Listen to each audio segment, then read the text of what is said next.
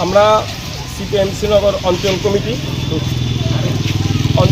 উদ্যোগে আজকে আমরা এই বিক্ষোভ মিছিল আয়োজন আমরা করেছি। মূলত আগামী 10ই আগস্ট গোটা দেশব্যাপী জেল বড় আন্দোলন, এই আন্দোলনের সপক্ষে আমরা যেমন আজকের এই মিছিল সংগঠিত করছি, পাশাপাশি এই 11 দফা দাবি, গোটা দেশে রাজ্যের এই দাবিকে সম্বলিত নিয়ে যেমন আমরা এই মিছিল করছি, পাশাপাশি রাজ্যে আমরা লক্ষ্য করতে পারছি বেকারদের কর্মসংস্থান থেকে শুরু করে এবং যারা ভাতাপ্রাপকরা আজকে 3 থেকে 4 মাস হলো তাদের ভাতা দিচ্ছে না, বেকার কাজ নেই।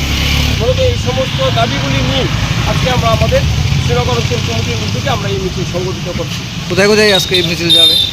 আজকে আমরা এখান থেকে বাজার সংলগ্ন পর্যন্ত যাবো, ফিরে আবার আশ্রমে এসে আমরা আমাদের মিছিল শেষ করব। কী বার্তা থাকবে আপনাদের? আমাদের বার্তা থাকবে আগামী দিন যে অর্থাৎ 10ই আগস্ট যে জেলবড় আন্দোলন, এই জেলবড় আন্দোলনটি রাজ্যের যে একটা অগণতান্ত্রিক সরকার চলছে, যে স্বৈরাচারী সরকার চলছে, এই স্বৈরাচারী সরকারকে উৎখাতের ডাক দেওয়ার জন্যই আমরা এই রাজ্যের গণতন্ত্রপ্রিয় মানুষকে আমরা আহ্বান করছি।